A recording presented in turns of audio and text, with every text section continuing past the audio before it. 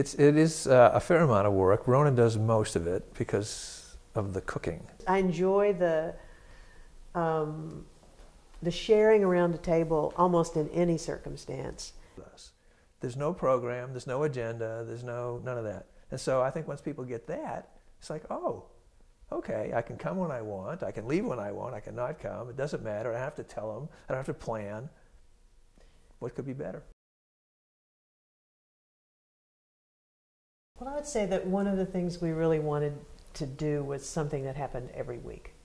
Many years ago, when I first came to Lexington, we did a straight potluck, not a cornbread supper, but a potluck, and liked doing that, and got away from it and wanted to do something similar, and we talked about every possible combination of things, brunch, wine and cheese after dinner, after work, evening thing, dessert, weekend. We wanted something that people could depend upon.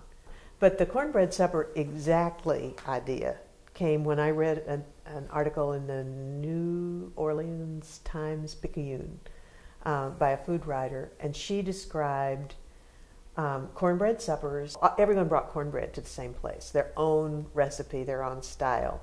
So people would bring cornbread, eat, talk, laugh, trade stories, And as soon as I read it, I thought, cornbread.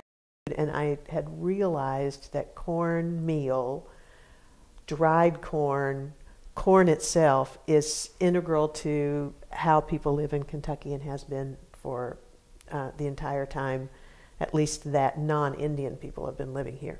So, I mean, we weren't making a cultural statement, but it just fit. I mean, I knew all that stuff, and it was like, cornbread.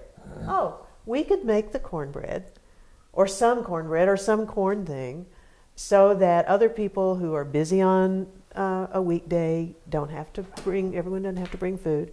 Those who can bring food. It'll work out. It'll be a time that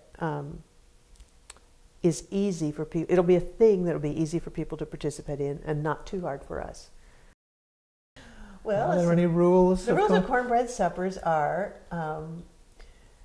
you can bring anyone or anything, and you don't have to bring anything. Or anyone. Or anyone. So you can bring a bottle or a dish if you want to. Come anyway if you don't want to or can't do those things. Don't worry about an RSVP. We don't have any RSVPs, and all are welcome. I think that's the rules, as far as I can tell. So far they've stood us in good stead. And the range is really neighbors, but a heavy concentration on younger people with kids who have moved into the neighborhood in the last 6, 8 years at the most. People that we know from our work, people we know from our civic life, people who are connected to those. And recently, I would say, for the last, 2 or 3 months, it's been striking how many people have come who are distant from us. We wouldn't know them at all. They show up because they're connected to someone else. So there's new people almost every week. Yep. I never know exactly how they'll be connected. We have met a ton of new people. What'd you think? I think it takes a tiny little bit of trust to come to something called a cornbread supper that you've never heard of before. And the first people knew us, so knew whether we were trustworthy or not, or we were going to try and sell them an apartment in Florida.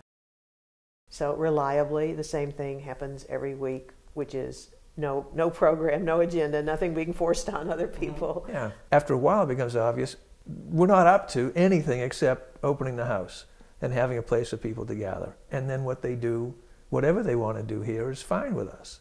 I'm Rona Roberts. I'm a researcher and a writer. I'm Steve Kay. I am a partner with Rona, and I help put the cornbread suppers together. I help set up and clean up and try to keep it going. Cornbread suppers happen at my house every Monday night at 6 o'clock, and that's 250 Campsie Place, and you're all invited.